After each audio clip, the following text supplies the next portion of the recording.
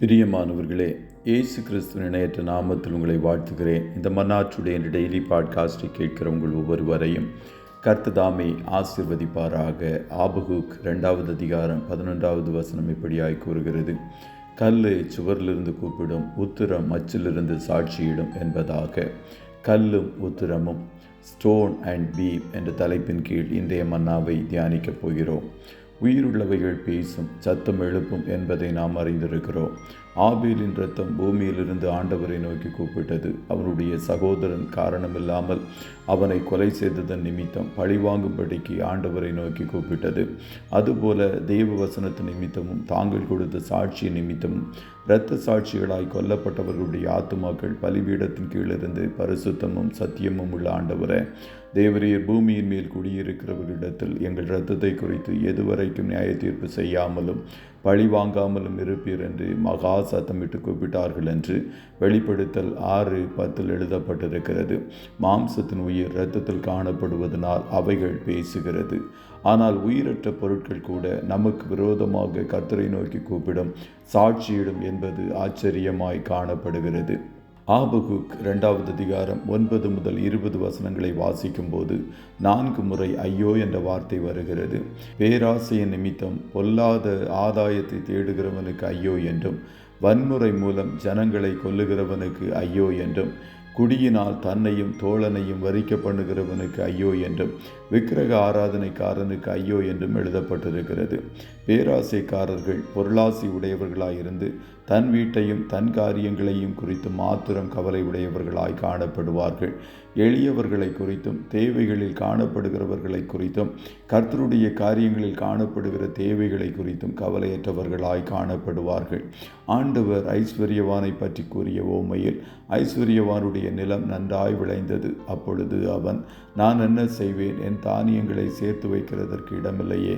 நான் ஒன்று செய்வேன், என் களஞ்சியங்களை இடித்து பெரிதாக கட்டி எனக்கு விளைந்த தானியத்தையும் என் பொருட்களையும் அங்கே சேர்த்து வைத்து, பின்பு ஆத்துமாவே, உனக்காக அநேக வருஷங்களுக்கு அநேகம் பொருட்கள் சேர்த்து வைக்கப்பட்டிருக்கிறது. நீ இளைப்பாரி புசித்து குடித்து பூரிப்பாயிரு என்று என் ஆத்துமாவோடு சொல்லுவேன் என்று தனக்குள்ளே சிந்தித்து சொல்லிக் கொண்டான். தேவனோ அவனை நோக்கி, மதிகேடனே, உன் ஆத்துமா உன்னிடத்திலிருந்து இந்த ராத்திரியிலே எடுத்துக்கொள்ளப்படும்.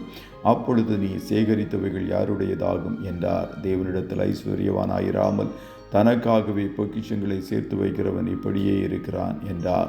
தன் ஆத்துமாவை குறித்து கவலை இல்லாமல் அதற்கு அழிவை தேடின ஒரு பேராசையுள்ள மனிதனாய் அவன் காணப்பட்டான். பேராசையுள்ள மனிதர்களுக்கு எதிராக உயிரற்ற பொருட்களாய் காணப்படுகிற அவன் வீட்டின் சுவரில் இருக்கிற கல்லும் மச்சில் இருக்கிற உத்திரமும் சாட்சியிடும் என்பதாய் வேதம் கூறுகிறது.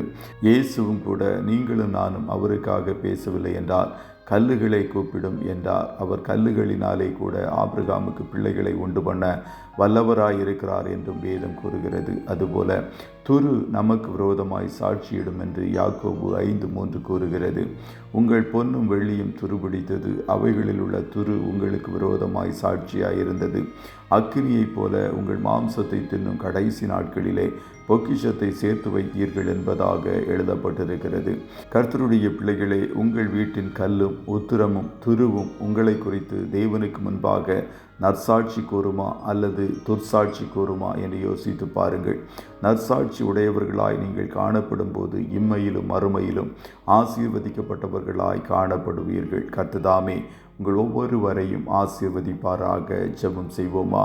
நல்ல தகப்பனே, உம்மை நன்றியோடு துதிக்கிறோம். இந்த மன்னாற்றுடைய டெய்லி பாட்காஸ்டை கேட்கிற உடைய பிள்ளைகள் ஒவ்வொருவரையும் கர்த்தர் நீர் ஆசீர்வதிப்பீராக. தகப்பனே, எங்களை சுற்றி காணப்படுகிற உயிருள்ளவைகள் மாத்திரமல்ல, உயிரற்ற பொருட்களும் கூட எங்களை குறித்து சாட்சி பகருகிறது என்று வேதத்தின் வாயிலாய் அறிகிற ஒரு ஸ்லாக்கியத்தை கர்த்தர் எங்களுக்கு கொடுத்தீரே. அதற்காக உம்மை நன்றியோடு துதிக்கிறோம், ஸ்தோத்தரிக்கிறோம்.